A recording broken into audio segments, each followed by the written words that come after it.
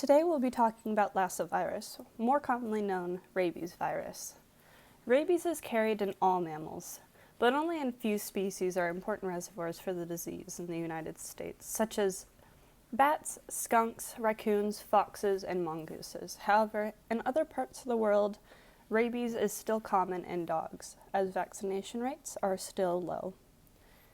When rabies is transmitted through you, it's transmitted through direct contact of broken skin or mucous membranes in the eyes, nose, mouth, with saliva and or brain nervous system tissue from the infected animal being introduced to your system. When rabies is first introduced, there's an incubation period that may last for weeks to months, and the incubation period varies on location of exposure site, the type of virus, and any existing immunity. When first symptoms of the rabies virus include flu-like symptoms like weakness or discomfort, fever, or headache.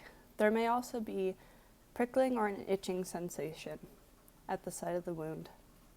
When symptoms progress, they may lead to cerebral dysfunction, anxiety, confusion, or agitation. The acute period of rabies disease ends after 2 to 10 days. This may include more common symptoms like hydrophobia, severe aggression, and anxiety. There has been less than 20 people who have survived exposure to rabies once it's reached clinical states, which is a very small number considering the rate of exposure. However, with vaccination of our pets, we can limit these rates of exposure even more. Now that we know more about the rabies virus itself, we can learn how to protect against it.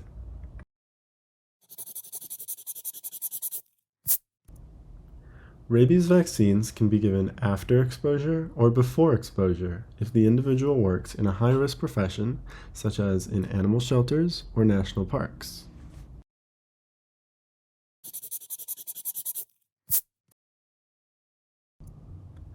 The post-exposure protocol involves 4 doses of the vaccine, which contain viruses that were previously grown in cell cultures or chicken embryos and then inactivated so that they will not replicate in the body and cause harm.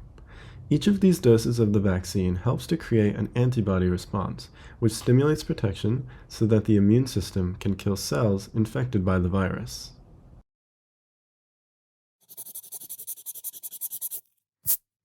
In addition to the active immunity conferred by the vaccine, rabies immune globulin is also administered at the site of exposure to provide extra protection.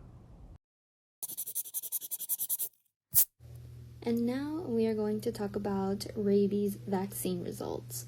In 1885, Louis Pasteur, he actually created the world's first vaccine against rabies. Pasteur produced this vaccine and he successfully immunized 50 inoculated dogs. While bats are the leading cause of rabies, there is no vaccine in use for them.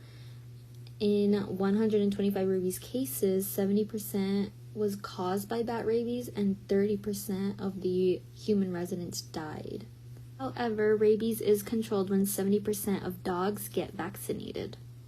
According to the Center of Disease Control, through 1938 to 2017, rabies cases have decreased after 1960 due to the mass vaccination of humans and domestic animals.